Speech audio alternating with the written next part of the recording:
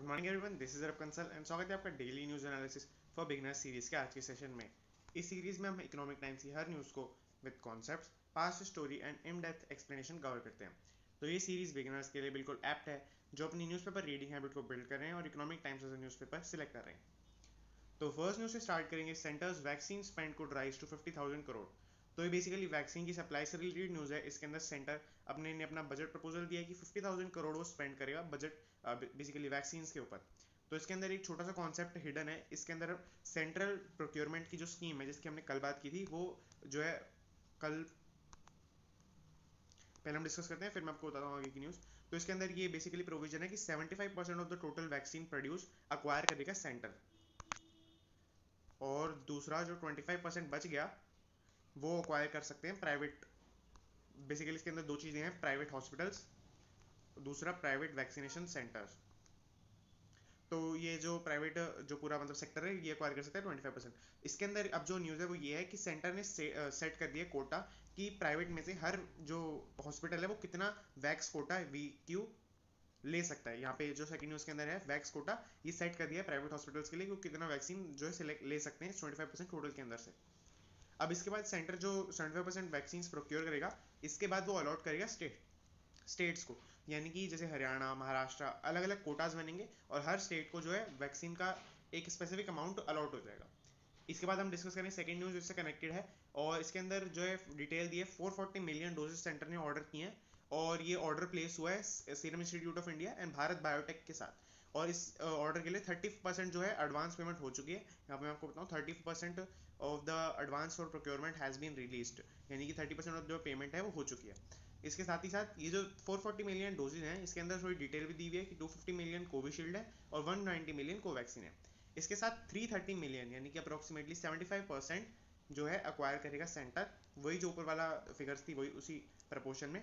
और 110 million of the vaccine can be acquired by private players, यानी कि private hospitals and private vaccination centres. तो ये पूरी न्यूज़ है और आगे भी वही चलेगा कि सेंटर स्टेट्स को जो है 330 मिलियन में से अलॉट करेगा कोटा। नेक्स्ट न्यूज डिस्कस करेंगे। FM flags IT site glitches, Infosys sell we fix soon. तो इसके अंदर सबसे पहले आईटी साइट से रिलेटेड ही न्यूज़ है। आईटी साइट का मतलब डिस्कस कर लेते हैं। तो यहाँ पे ले आता हूँ मैं इसको, income tax site. IT site का मतलब कुछ भी नहीं है, इसका मतलब है इनकम टैक्स साइट। तो हम थोड़ी इसकी पास्ट स्टोरी डिस्कस करेंगे। तो इसके अंदर सबसे पहले जो है न्यूज़ ये है कि मंडे को ई फाइलिंग का न्यू पोर्टल आया था। मैं आपको बताता हूँ न्यू पोर्टल, यहाँ इस न्यूज़ के अंदर भी ये चीज़ कवर्ड है। इसके अंदर बताया हुआ है कि मंडे को न्यू पोर्टल आया था और उसको पोर्टल को उन्होंने नाम दिया है 2.0, और ये 2045 पे जो है रिलीज़ हुआ था, मतलब बेसिकली 9 o'clock के आसपास रिलीज़ हुआ था ई फाइलिंग का पोर्टल 2.0। तो इसके अंदर क्या है कि अब हम डिस्कस करते हैं ई जो इनकम टैक्स वेबसाइट है। इसके अंदर दूसरी बात यह है कि इन्फोसिस, आपने सुना होगा आईटी सेक्टर के अंदर बहुत ही बड़ी कंपनी है इन्फोसिस। ये कंपनी मैनेज करती है इंडिया की इनकम टैक्स साइट। तो कल क्या हुआ कि कल इस साइट के अंदर कुछ ग्लिचेज आए और ग्रीवेंसेस, इन्होंने नाम दिया ग्लिचेस एंड ग्रीवेंसेस। ये कुछ आए, बेसिकली साइट ब्लॉक हो गई थी कुछ टाइम के लिए, सहारे थे। तो बेसिकली ये था, और जो कल निर्मला सीतारामन ने फिर कल कहा कि वो एक्सपेक्ट करती हैं कि technology provider Infosys to resolve grievances and glitches. तो ये ग्रीवेंसेस और ग्लिचेस इन्फोसिस सॉल्व कर देंगे क्योंकि यही मैनेज करते हैं, टेक्नोलॉजी प्रोवाइड करते हैं इस साइट के लिए। तो इसके बाद एक और बात समझने वाली है इसके अंदर। तो लास्ट पैराग्राफ के अंदर लिखा है द जीएसटीएन, यानी कि जो जीएसटी जो नेटवर्क पोर्टल है। जीएसटीएन बेसिकली होता है जहाँ पे हम जीएसटी की फाइलिंग करते हैं, जो जीएसटी पे करते हैं वो जीएसटी की फाइलिंग जीएसटी के पोर्टल के अंदर करते हैं जिसका नाम है जीएसटीएन। तो ये भी जो है सेटअप होता है और टेक्नोलॉजी प्रोवाइड करता है इन्फोसिस। तो इस जो पोर्टल के लिए भी टेक्नोलॉजी बेसिकली प्रोवाइड करता है इन्फोसिस। और इसके बाद यहाँ पे जो मेन न्यूज़ है इसके अंदर ये है कि ये भी अभी कुछ टाइम पहले ही सेटअप हुआ है, और इसके सेटअप के कुछ टाइम बाद कुछ टाइम तक इसमें भी टेक्निकल इश्यूज आए थे, और उसके बाद अब काफ़ी अच्छा चल रहा है, काफ़ी स्मूथ चल रहा है कुछ काफ़ी टाइम से। मतलब बेसिकली जब टेक्निकल इशू आ रहे थे, जब ये लॉन्च हुआ था उसके बाद से काफ़ी सही चल रहा है। तो ये हमें बात याद रखनी पड़ेगी, और इन्फोसिस बेसिकली मेरे हिसाब से सेट कर ही देगा। और दूसरी बात यहाँ पे एक और बात होती है कि अगर हम कुछ भी आईटी से रिलेटेड जो टेक्नोलॉजी के अंदर चेंज करते हैं तो वो इस बात को याद रख के करते हैं कि the new filing portal will ease the filing process and enhance user and experience. तो इसके अंदर सबसे पहले ही समझ लेते हैं। तो कुछ भी अगर आईटी साइट के अंदर या आईटी रूल्स के अंदर चेंज होता है वो इसको बेसिस बना के होता है कि जो फाइलिंग की प्रोसेस है वो ईजी हो जाए, ताकि ज़्यादा से ज़्यादा लोग इनकम टैक्स फाइल करें। तो इसके आगे चलते हैं। ये fastly outage hit top sites, ये हम 7 पेज पर डिस्कस करेंगे जहाँ पे डिटेल में दी हुई है। Pent up demand flows in as covid wave recedes. तो इसके अंदर सबसे पहले कंज्यूमर गुड्स की सेल है, यहाँ पे मैं आपको बताऊँ, यहाँ उन्होंने मेंशन किए हैं काफ़ी अच्छे से गुड्स। तो ये laptop, smartphones, washing machine etcetera, basically white goods होते हैं यही कि laptops, smartphones, gadgets, ovens, kitchen appliance, ये सब होते हैं वाइट गुड्स। तो इनकी जो है सेल इंक्रीज कर चुकी है 10 to 15% year over year. YOY का मतलब है ईयर ओवर ईयर। तो यहाँ पे मैंने YOY का सबसे पहले मीनिंग डिस्कस किया, इसके बाद मैं बता दूँ 10 to 15% कैसे बढ़ी हुई है। तो हमें याद रखना पड़ेगा कि ईयर ओवर ईयर में कंपैरिजन हो रहा है 2020 से। तो 2020 के अंदर खुद पेंडेमिक लगा हुआ था, और उस ईयर से अगर हम कंपेयर करेंगे तो 10 to 15% से इंक्रीज हुआ है उस टाइम से demand for these white goods. और इसके साथ ही साथ एक और इसके अंदर न्यूज़ है अपैरल ब्रांड्स का बेसिकली मीनिंग है जो क्लोथ बेस्ड होते हैं और जो फैशन बेस्ड होते हैं, जैसे कि मिंत्रा और आपका नायका एक्सेट्रा, ऐसे जो ब्रांड्स हैं। तो इनका अभी इन्होंने जो डिमांड प्रपोज किया है, मतलब जो बताई है कि इनकी जो डिमांड है वो is yet to return to normal since malls have just begun opening, कि मॉल्स वगैरह अभी ओपन होने शुरू ही हुए हैं। तो इनकी जो डिमांड है वो अभी रिटर्न हुई नहीं है, अभी हो सकती है। तो बेसिकली यहाँ पे समझने वाली बात ये है कि जो वाइट गुड्स होते हैं उसकी डिमांड और अपैरल की डिमांड, कई लोग मान के चलते हैं कि ये दोनों कंज्यूमर गुड्स हैं, हाँ हैं, पर इनकी डिमांड में जो प्रेफरेंस है वो डिफर करती है इस तरीके से कि वाइट गुड्स की डिमांड ज़्यादा होती है ई कॉमर्स के थ्रू, कि बेसिकली अपने अमेजोन से कुछ मंगा लिया, फ्लिपकार्ट से कुछ फ़ोन मंगा लिया, तो वो सब ई कॉमर्स के थ्रू जो है ज़्यादा डिस्ट्रीब्यूशन होता है। दूसरी बात, जो अपैरल ब्रांड्स हैं इनका जो ज़्यादा आउटलेट है, ज़्यादा डिमांड है, ज़्यादा सेल होती है, वो शॉप्स के बेसिस पे होती है, ऑफलाइन के बेसिस पे होती है। तो ये इन दोनों में स्टार्क सा डिफरेंस है कि ऑफलाइन और ऑनलाइन वाला जो है डिफरेंस है इनके अंदर। और ये एक मतलब कॉन्सेप्ट बेस्ड अच्छी बात है इसके अंदर जो डिस्कस करनी चाहिए। Gone in 60 seconds ultra luxury cars beat covid blues. तो इसके अंदर सबसे पहले डिस्कस कर लेते हैं कि मर्सिडीज बेंज ने नया अपना GLS का मे बैच लॉन्च किया है फॉर 2021। ये बेसिकली इनका कार है और इनकी नई कार है, न्यू मॉडल है, और इसके 50 से भी ज़्यादा इन्होंने जो GLS मे बैच में एक बैच के अंदर इन्होंने 50 बेसिकली कार्स निकाली थी, और वो कुछ ही टाइम के अंदर, गोन इन 60 सेकंड्स यहाँ पे लिखा है, वो बेसिकली एक मेटाफोर टाइप्स है। तो एक कुछ ही टाइम के अंदर पूरी सेल हो गई। तो इसके पीछे जब पूछा गया काफ़ी लोगों से रीज़न, तो बलबीर सिंह धिल्लोन जो ऑडी इंडिया के हेड हैं, बेसिकली ऑडी एक कंपनी है जो इंटरनेशनल कंपनी है, उस हर कंपनी को एक और कंपनी सेटअप करनी पड़ती है हर कंट्री वाइज। जैसे कि ऑडी इंडिया सेटअप हुई तो वो होगी इंडिया की जो कंपनी लॉ है, इंडिया का जो कंपनी लॉ है उसको कंप्लाई कर रही होगी ऑडी इंडिया। तो ज़रूरी नहीं है कि कंपनी लॉ के सारे प्रोविजंस ऑडी खुद फुलफिल कर रहा होगा इंडियन कंपनी लॉ के, पर ऑडी इंडिया फुलफिल कर रही होगी। तो बेसिकली जो ऑडी इंडिया है, जो यहाँ पे सारा बिजनेस मैन्युफैक्चर जो देखती है मतलब ऑडी का, उसके जो हेड हैं बलबीर सिंह धिल्लोन, उन्होंने कहा है कि योलो यानी कि यू ओनली लिव वंस वाले एटीट्यूड से, और जो पैंडेमिक के टाइम में लोगों ने फ्रेजिलिटी देख ली है लाइफ की, तो अभी वो सेलिब्रेट करना चाह रहे हैं कि मतलब बेसिकली ये जो पूरा एटीट्यूड है, अब यहाँ पे से पढ़ सकते हैं कि ये जो एटीट्यूड है ये अट्रीब्यूट कर रहा है इस जो कार्स की सेल हुई है अब तक, इससे इसके जो रीज़न पूछे गए तब। Paytm loan to help fund Sharma deal. तो इसके अंदर सबसे पहले समझ लेते हैं बेसिक न्यूज़ को, फिर आएंगे जो ये बेसिक न्यूज़ है इसके ऊपर। तो पेटीएम के CEO हैं, CEO पेटीएम डिस्कस करते हैं सबसे पहले। तो ये है विजय शेखर शर्मा, VSS आपको सुना ही होगा, यहाँ पे इनकी इमेज भी अगर आप चाहें तो देख सकते हैं। विजय शेखर शर्मा CEO हैं पेटीएम के। तो पेटीएम प्लान कर रहे हैं कि $100 मिलियन, बेसिकली VSS खुद ही जो है ले रहे हैं $100 मिलियन जो है अपनी कंपनी से। VSS सबसे पहले समझ लेते हैं, इनके पास काफ़ी सारी और कंपनीज है जिसके अंदर से दो इस न्यूज़ के अंदर मेंशन है, वो हम डिस्कस करते हैं। सबसे पहली है VSS होल्डकोज यानी कि होल्डिंग्स, एंड दूसरी बात है इन्वेस्टकोज। तो यानी कि जो VSS होल्ड कौन सी कंपनी करते हैं, तो उनके लिए उन्होंने कंपनी बना रखी है जिसके थ्रू वो सारी कंपनीज जो भी होल्ड करते हैं वो होल्ड करते हैं। दूसरी बात इन्वेस्टकोज की कौन सी कंपनीज के अंदर उनका इन्वेस्टमेंट हो रखा है, तो वो इन्वेस्टको के थ्रू करते हैं। दूसरी बात, अब जो न्यूज़ है वो डिस्कस करते हैं। तो 100 मिलियन की जो है पेटीएम लोन दे रहे हैं VSS को। तो इसके अंदर वो होल्ड कंपनीज को दे रहे हैं 64 मिलियन, यहाँ सबसे जो है टॉप पे बताया हुआ है 66 मिलियन, सॉरी मैं वो कंफर्म कर रहा था 66 मिलियन, और जो इन्वेस्टकोज है उसको दे रहे हैं 34 मिलियन। अब इससे करेंगे क्या, इसके ये भी इन्होंने बताया हुआ इसी न्यूज़ के अंदर। तो ये सबसे जो मेन जो टास्क है, काफ़ी सारे टास्क होने वाले हैं वैसे तो, इतना बड़ा अमाउंट है, बट इससे जो मेन वो करेंगे वो है रहेजा WBE इंश्योरेंस, एक कंपनी है, उसको अक्वायर। तो बेसिकली कंपनी अक्वायर करने के लिए जो 100 मिलियन का लोन है अपनी कंपनी से, ताकि ये रहेजा WBE QBE और को इंश्योरेंस कंपनी को अक्वायर कर सकें। तो ये पूरी न्यूज़ है और हमने डिटेल में डिस्कस कर लिया, तो ये काफ़ी अच्छी न्यूज़ थी। और इसी के साथ हमारा फर्स्ट पेज पूरा कवर्ड है। इसके आपको कोई भी डाउट हो तो आप डिस्क्रिप्शन बॉक्स में डाल सकते हैं, सॉरी कमेंट बॉक्स में डाल सकते हैं, हम डिस्कस कर लेंगे।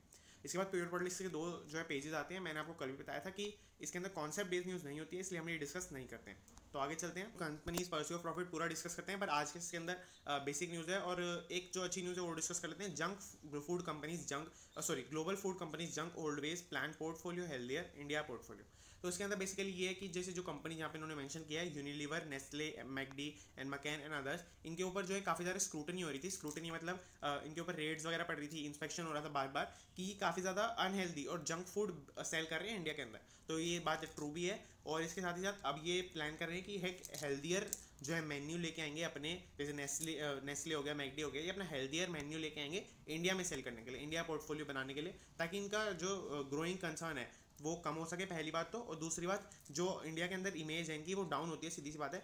मीडिया के जो मतलब ये बैड मीडिया हो गया, बैड जो पब्लिसिटी हो गई इससे, तो ये जो है अपना सेल्स और अपना जो इमेज है उसको वापस से प्लेस पे ला सकें। तो कंपनीज परस्यू के प्रॉफिट के अंदर एक 2-3 बेसिक न्यूज़ है, और इसके बाद ये पूरा ऐड का सेक्शन है। तो ये आज अच्छा जो है पेज नहीं है, तो हम आगे चलते हैं।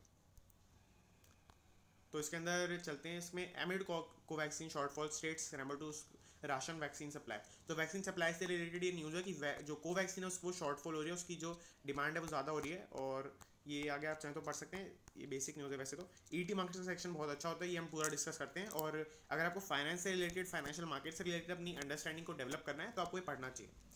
तो यहाँ तो इसके अंदर अगर हम डिस्कस करते हैं, सबसे पहली बात इसके अंदर जो है types of mutual funds mention किए हुए हैं। तो हर म्यूचुअल फंड को जो इसके अंदर मेंशन है वो हम जो डिटेल में समझते हैं, उसके बाद हम आगे बात करते हैं। इक्विटी सेविंग्स, तो ये सबसे पहला टाइप ऑफ म्यूचुअल फंड है। इसके अंदर ये बहुत ही सेफ म्यूचुअल फंड है, पहली बात तो यहाँ पे मैं लिख देता हूँ सेफ म्यूचुअल फंड। और इसके अंदर रिटर्न्स जो है लो रहते हैं थोड़े, क्योंकि सीधी सी बात है सेफ है तो रिस्क कम है, तो रिटर्न्स भी कम है। तीसरी बात, ये एफडी का सब्सटीट्यूट है। एफडी आपको सबसे पता है कि मिडिल क्लास में और अपर मिडिल क्लास में, सॉरी लोअर मिडिल क्लास में, एफडी एक सबसे जो है इन्वेस्टमेंट के लिए अच्छा एवेन्यू माना जाता है, कि इसके अंदर जो है बहुत ही रिस्क कम है, रिटर्न भी जो है अच्छा रिटर्न है। तो एफडी का सब्सटीट्यूट है, एफडी से भी थोड़ा अच्छा ही रिटर्न देता है, और एफडी के अमाउंट ऑफ का ही रिस्क है। एफडी के अंदर भी अगर लोगों को लगता है कि रिस्क नहीं है, पर रिस्क तो है ही, क्योंकि अगर मान लो गवर्नमेंट ये जो अलाउ कर दे या फिर कम कर दे इंटरेस्ट रेट्स, तो सीधी सी बात है रिस्क तो है ही। तो एफडी के अंदर जितना रिस्क है उतना ही रिस्क है इक्विटी सेविंग म्यूचुअल फंड्स के अंदर भी। तो ये करते क्या है कि बेसिकली ऐसे जो इंस्ट्रूमेंट्स हैं उनके अंदर इन्वेस्ट करते हैं, ऐसे इंस्ट्रूमेंट्स के अंदर इन्वेस्ट करते हैं जो कि बहुत सेफ है। जैसे कि गवर्नमेंट बॉन्ड्स हो गए, गवर्नमेंट बॉन्ड्स सबसे सेफ सिक्योरिटी होती है। इसके अंदर AAA+ उनको रेटिंग मिलती है गवर्नमेंट बॉन्ड्स को, कि इतना सिक्योर है वो। AAA+ बेसिकली बॉन्ड्स के अंदर रेटिंग चलती है। तो ऐसे इंस्ट्रूमेंट्स के अंदर ये जो इन्वेस्ट करते हैं जो बहुत ही ज़्यादा सेफ है। तो नेक्स्ट जो है टाइप ऑफ म्यूचुअल फंड पे चलते हैं, बैलेंस्ड एडवांटेज। तो इसके लिए सबसे पहले समझ लेते हैं कि बैलेंस्ड म्यूचुअल फंड क्या होता है। बैलेंस्ड म्यूचुअल फंड होता है जिसके अंदर सेबी ने एक सेट कर रखी है लिमिट, कि डेट के अंदर और इक्विटी के अंदर, कि डेट के अंदर और इक्विटी के अंदर आप कितना इन्वेस्ट कर सकते हैं। फॉर एग्जांपल एक जो है लिमिट दे दी सेबी ने कि 3:1 के अंदर आप डेट और इक्विटी के अंदर इन्वेस्ट कर सकते हैं। इसका बेसिकली मीनिंग है कि आप 75% एक म्यूचुअल फंड डेट के अंदर इन्वेस्ट करेगा और 25% इक्विटी के अंदर इन्वेस्ट करेगा, इन द रेशो 3:1, यानी कि 75:25। फॉर एग्जाम्पल लिया हमने ये। और ये सेबी जो है म्यूचुअल फंड अलग अलग म्यूचुअल फंड्स के लिए अलग हो सकती है ये रेशो। तो ये बेसिकली ये था बैलेंस्ड फंड। अब बैलेंस्ड फंड के अंदर सबसे पहले एक टाइप होता है बैलेंस्ड एडवांटेज। तो इसके अंदर बेसिकली यही है कि डेट और इक्विटी के अंदर कोई लिमिट नहीं होती, कि सेबी ने कुछ भी इंपोज नहीं कर रखा। ये म्यूचुअल फंड के ओनर, उसको बेनिफिशियरी बोलते हैं, उसके हाथ में कि कितना डेट के अंदर डाले, कितना इक्विटी के अंदर डाले। अब तीसरा म्यूचुअल फंड जो इसके अंदर मेंशन है वो डिस्कस करते हैं, अग्रेसिव हाइब्रिड स्कीम्स। इसके अंदर ये सबसे पहले डिस्कस कर लेते हैं कि इक्विटी और डेट के अंदर किसके अंदर रिस्क ज़्यादा होता है। तो यहाँ पे मैंने लिख रखा है कि सबसे पहले जो प्रॉफिट बढ़ता है वो हम देख लेते हैं कैसे बढ़ता है। तो प्रॉफिट के अंदर सबसे पहले इंटरेस्ट पे होता है, उसके बाद टैक्स पे होता है, उसके बाद डिविडेंड पे होता है। डिविडेंड में भी सबसे पहले प्रेफरेंस शेयर होल्डर्स को मिलता है, उसके बाद अगर चाहे तो कुछ बचता है तो इक्विटी शेयर होल्डर्स को मिलता है। तो आप समझ ही सकते हैं कि इंटरेस्ट, यानी कि यहाँ पे हम डेट की पेमेंट कर देते हैं और यहाँ पे हम इक्विटी वाले की पेमेंट करते हैं सबसे बाद में। तो अगर प्रॉफिट बचे या नहीं बचे, तो सबसे पहले डेट तो बहुत ही ज़्यादा सिक्योर है ही, क्योंकि सबसे पहले पे हो रहा है, तो डेट के अंदर रिस्क कम होता है। और इक्विटी लास्ट में पे हो रहा है, तो इक्विटी के अंदर रिस्क ज़्यादा होता है। तो अब हम डिस्कस करते हैं कि इसके अंदर क्या है, कि इसके अंदर डेट के अंदर मेजोरिटी ऑफ द इक्विटी के अंदर मेजोरिटी ऑफ द इन्वेस्टमेंट होती है। तो ये अग्रेसिव स्कीम है। अग्रेसिव का जहाँ पे मतलब होता है वहाँ के अंदर है कि रिस्क ज़्यादा है, तो इक्विटी के अंदर ये बहुत ज़्यादा इन्वेस्ट करते हैं और डेट के अंदर अपना मतलब नेग्लिजिबल अमाउंट ऑफ जो है इन्वेस्ट करते हैं। वो भी बेसिकली बस टैक्स बचाने के लिए होता है, क्योंकि डेट पे टैक्स थोड़ा कम लगता है। तो ये पूरा जो है इसके अंदर हम टाइप ऑफ म्यूचुअल फंड जो यहाँ पे मेंशन थे वो डिस्कस कर ली। आगे चलते हैं। Twitter yields to government illegal request blocks JCB and 3 others. तो ट्विटर आपको पता होगा कि आईटी रूल से भी कंप्लाई नहीं कर रहा है, अभी वो कोशिश कर रहे हैं, पर हम सबको पता है कि अभी कुछ ऐसा अपडेट आया नहीं है ट्विटर के अंदर, तो ऐसा कुछ हम मान नहीं सकते कि वो कर रहे हैं। बट इन्होंने क्या है कि कल गवर्नमेंट ने रिक्वेस्ट की थी कि वो जेसीबी और 3 अदर लोगों के अकाउंट को ब्लॉक कर दें, तो वो उन्होंने कर दिया है। तो आगे चलते हैं। SoftBank fund leads Wordfix 90 million round. तो ये बहुत ही बेसिक न्यूज़ है कि सॉफ्ट बैंक ने वर्डफिक्स के अंदर 90 मिलियन जो इन्वेस्ट किए हैं। इसके बाद चलते हैं। SoftBank seeks CCI nod to invest in Swiggy. तो स्विगी के अंदर सॉफ्ट बैंक अगर आपको नहीं पता तो जो पहली न्यूज़ में के अंदर भी जो मैं एक जापान बेस्ड इन्वेस्टमेंट फर्म है, यहाँ पे हम लिख देते हैं जापान बेस्ड इन्वेस्टमेंट फर्म है। तो जापान बेस्ड हमने क्यों डिस्कस किया, क्योंकि जापान की काफ़ी सारी कंपनीज पूरे एशिया में इन्वेस्ट कर रही हैं अलग अलग टाइप से, तो ये हमने यहाँ पे डिस्कस कर लिया। इसके बाद जो न्यूज़ के अंदर ये है कि सॉफ्ट बैंक जो मैंने आपको बताया बैंक है, इन्वेस्टमेंट फॉर्म है, तो ये जो है इन्वेस्ट करने की प्लान कर रहे हैं स्विगी के अंदर, और सीसीआई का जो नॉड है वो सीसीआई बेसिकली अप्रूव कर दे कि ये स्विगी के अंदर इन्वेस्ट करें। तो आगे चलते हैं, इनमें ये पूरी न्यूज़ कवर्ड है। और यहाँ पर चलते हैं। HDFC bank Bajaj finance Berger among consistent performance. तो ये बेसिकली 3 जो स्टॉक्स हैं और काफ़ी सारे स्टॉक्स हैं यहाँ पे, और भी इन्होंने बोले यहाँ पे, तो इनके अंदर इन्होंने बताया कि ईयर टू डेट इनका रिटर्न काफ़ी अच्छा है और अगर हम चाहें तो इनके अंदर इन्वेस्ट कर सकते हैं। एचडीएफसी बैंक, बजाज फाइनेंस और बर्जर पेंट्स, ये 3 कंपनीज हैं। और इसमें जो नोटिस करने वाली बात ये है कि लॉकडाउन अमिड होते हुए भी बर्जर पेंट्स जैसी कंपनी, पेंट बेस्ड कंपनी, एक stable amount of return generate कर पा रही है। तो यहाँ पे ये काफ़ी अच्छी बात है ये, और हमारी इनके अंदर अगर आप चाहें तो इन्वेस्ट कर सकते हैं। आगे चलते हैं। तो यहाँ पे तो अगर आप चाहें तो पढ़ सकते हैं। ये 3 बहुत ही छोटे छोटे इन्होंने आर्टिकल्स दे रखे हैं और ये इतने अच्छे नहीं हैं, पर इसके अंदर बेसिकली कोई कॉन्सेप्ट बेस्ड न्यूज़ नहीं है, तो ये हम कवर नहीं करते हैं। और इकोनॉमी एंड कंपनीज करके जो है पूरा सेक्शन है, इसके अंदर world bank slashes growth forecast for financial year 2022 8.3%। तो जीडीपी की ग्रोथ पूरे वर्ल्ड में जो है वर्ल्ड बैंक प्रेडिक्ट करता है, तो वो उन्होंने कम करके 8.3% पे ले आए। तो ये चलते हैं, आगे चलते हैं। SPV to monetise PSU land in last lab. तो एसपीवी एक ऑर्गेनाइजेशन है, इसके अंदर ये मोनेटाइज कर रहे हैं अपना पीएसयू यानी कि पब्लिक सेक्टर यूनिट का लैंड इन लास्ट लैब। भाई बेसिकली अब लास्ट टाइम चल रहा है, नहीं तो वो गवर्नमेंट कंट्रोल के अंदर चले जाएगा। तो आगे चलते हैं। इसके अंदर भी कोई कॉन्सेप्ट बेस्ड न्यूज़ नहीं है, अगर आप चाहें तो स्किप कर सकते हैं।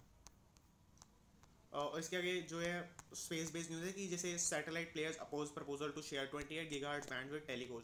तो बेसिकली ये जो 5G के बैंड से चल रहे हैं, मैंने आपको बताया था 700 मेगाहर्ट्ज का बैंड होता है 5G के लिए चाहिए होता है, तो वो सैटेलाइट के प्लेयर जो सैटेलाइट कंपनी है बेसिकली, तो वो जो अपोज कर रही है इस प्रपोजल को कि 28 गीगाहर्ट्ज के बैंड जो 5G के लिए जो मतलब हो सकते हैं फ्यूचर में कि यूज़ हो जाएं, तो वो उसको शेयर नहीं करेंगे टेलीकोस यानी कि टेलीफोन कंपनीज के साथ, टेलीकम्युनिकेशन कंपनीज के साथ। तो ये एडिटोरियल का पेज है, India in the 3 child policy, ये टीके अरुण का आर्टिकल है, ये अगर आप चाहें तो पढ़ सकते हैं। और इसके बाद data smell taste that smells fishy, ये महेश व्यास का आर्टिकल है, अगर आप चाहें तो पढ़ सकते हैं। वैक्सीन मैत्री गेट्स अ बूस्टर शॉट, ये सीमा सिरोही का आर्टिकल है। मैं बेस्ट पर्सन ही और आर्टिकल जो आपको एडिटोरियल डिस्कस कर सके, तो अगर आप चाहें तो खुद पढ़ सकते हैं इसको, ये बहुत बेसिक आर्टिकल्स होते हैं, एडिटोरियल्स होते हैं। और अगर आप चाहें तो यूट्यूब पे सर्च कर सकते हैं कि जो editorial discussion for economic times, तो आपको कुछ अच्छे रिजल्ट्स उसके अंदर मिल जाएंगे। तो आगे चलते हैं। ब्रांड इक्विटी, यहाँ पे ये बेसिकली सोशल ट्रेंड से रिलेटेड न्यूज़ होती है, इसके अंदर कोई कॉन्सेप्ट बेस्ड न्यूज़ नहीं होती है। यहाँ पे कुछ गेम्स हैं जैसे कि ऐसी चीज़ें होती हैं इसके अंदर। और इस ये लास्ट सेक्शन भी ईटी पनाकी का सेक्शन होता है, इसके अंदर भी सेम बात है कि कोई कॉन्सेप्ट बेस्ड न्यूज़ नहीं होती है। तो बस दैट्स इट, हमारा जो है न्यूज़पेपर कवर्ड है। और एज यूजुअल मैं जो इसकी पीडीएफ है वो आपको डिस्क्रिप्शन में लिंक कर दूंगा। कल यार थोड़ा डिले हो गया था टेलीग्राम पे पीडीएफ सेंड करने में, तो मैंने बाद में कर दी थी। एक जो उसके अंदर ग्रुप के अंदर मेंबर है उन्होंने बोला था, और उन्होंने ही एक क्वेरी भी पूछी थी कि मतलब फाइनेंस से रिलेटेड अगर आपको जैसे स्टार्ट करना है तो आप कौन सी चीज़ों से स्टार्ट कर सकते हैं। तो मैंने अंदर वो टेलीग्राम ग्रुप के अंदर जो है क्वेरी सॉल्व कर दी थी। तो इसी ऐसी कुछ अगर आपको डिस्कस करना हो तो आप टेलीग्राम ग्रुप को ज्वाइन कर सकते हैं, उसका भी लिंक डिस्क्रिप्शन में है। और आप पीडीएफ डाउनलोड कर सकते हैं, उसका भी लिंक डिस्क्रिप्शन में है। Thank you.